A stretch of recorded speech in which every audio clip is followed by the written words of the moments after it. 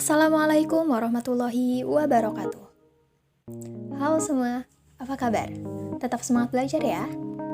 Sebelumnya, perkenalkan, nama saya Rahmi Aryani, mahasiswi Pendidikan Ekonomi Universitas Pendidikan Indonesia. Pada kesempatan kali ini, kita akan membahas mengenai pertumbuhan ekonomi.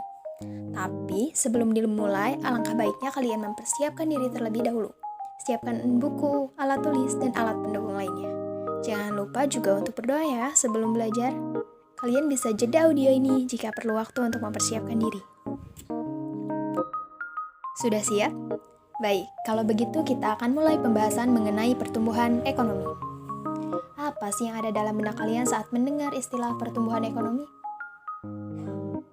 Pertumbuhan ekonomi merupakan peningkatan nilai serta jumlah produksi barang dan jasa yang dihitung suatu negara dalam kurun waktu tertentu berdasarkan kepada beberapa indikator.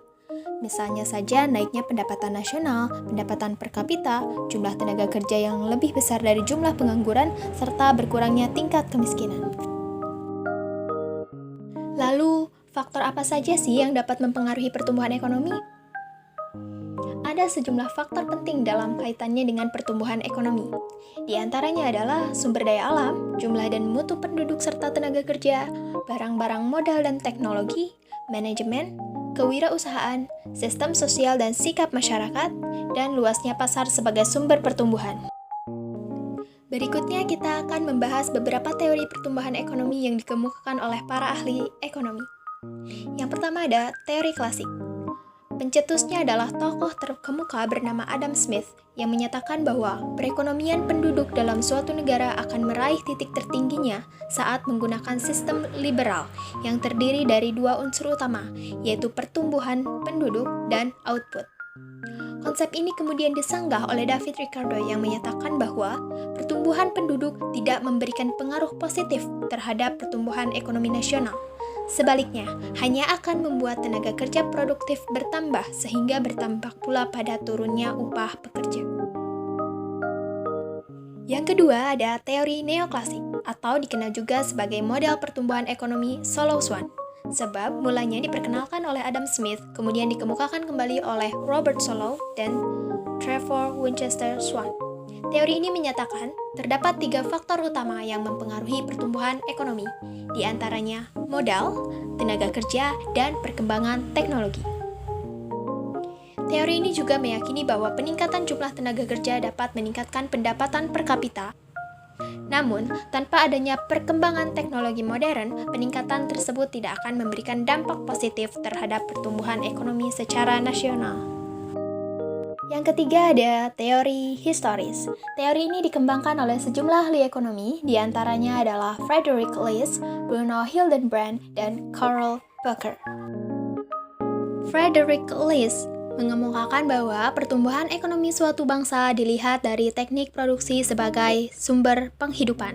Tahapannya terdiri dari masa berburu dan mengembara, masa berternak dan bertani, masa bertani dan kerajinan, serta masa industri dan perdagangan. Bruno Hildenbrand mengemukakan bahwa perkembangan ekonomi ditinjau dari cara pertukaran yang digunakan dalam masyarakat. Tahapannya terdiri dari masa pertukaran dengan barter, masa pertukaran dengan uang, dan masa pertukaran dengan kredit. Selanjutnya dari Karl Popper yang mengemukakan bahwa perkembangan ekonomi ditinjau dari jarak antara produsen dan konsumen. Tahapannya terdiri dari rumah tangga tertutup, rumah tangga kota, rumah tangga berbangsa, dan rumah tangga dunia. Selanjutnya, yang keempat, ada teori dari Werner Sompart, di mana ia mengelompokkan peran masyarakat dalam pertumbuhan ekonomi dari tahapan perekonomian tertutup, tahapan pertumbuhan industri, hingga tahapan kapitalis. Yang kelima ada teori pertumbuhan ekonomi modern yang diungkapkan oleh Walt Whitman Rostow dalam bukunya The Stages of Economic Growth. Ia berpendapat bahwa pertumbuhan ekonomi dibagi menjadi 5 tahapan. Yang pertama, masyarakat tradisional atau the traditional society. Kemudian yang kedua, pra lepas landas atau the precondition for takeoff.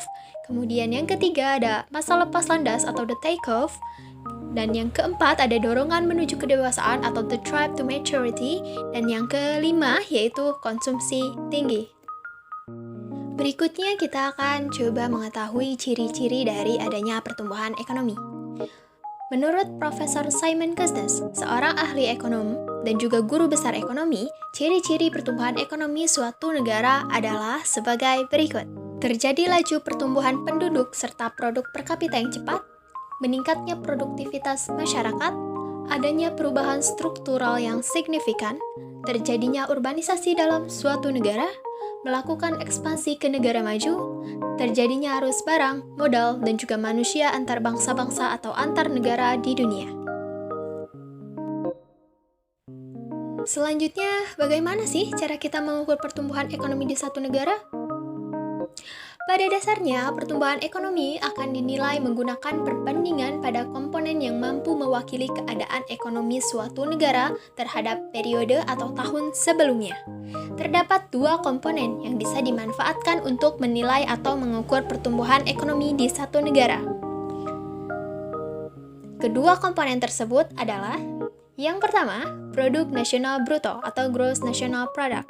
Produk Nasional Bruto atau yang sering disingkat menjadi PNB atau dalam bahasa Inggris disebut Gross National Product atau disingkat GNP adalah pendapatan yang diperoleh negara dalam kurun waktu tertentu berdasarkan pendapatan yang diperoleh oleh masyarakatnya.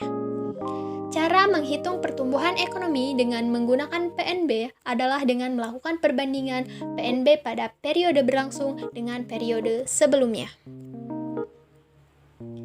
Yang kedua adalah produk domestik bruto atau gross domestic product.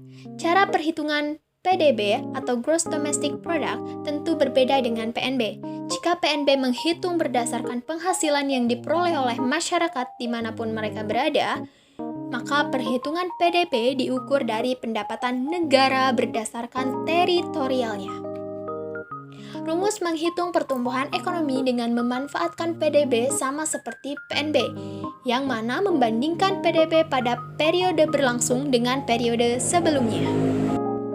Apakah kalian sudah paham mengenai materi pertumbuhan ekonomi ini? Dalam rangka mempertajam pemahaman, selanjutnya kalian diminta untuk menganalisis masalah-masalah pertumbuhan ekonomi yang ada di Indonesia beserta dengan cara mengatasinya. Informasi tersebut dapat kalian temukan pada berbagai sumber seperti buku, jurnal, berita, dan yang lain sebagainya. Demikian podcast pembelajaran untuk hari ini. Sampai jumpa di kesempatan berikutnya. Saya Rahmi Aryani undur diri. Wassalamualaikum warahmatullahi wabarakatuh.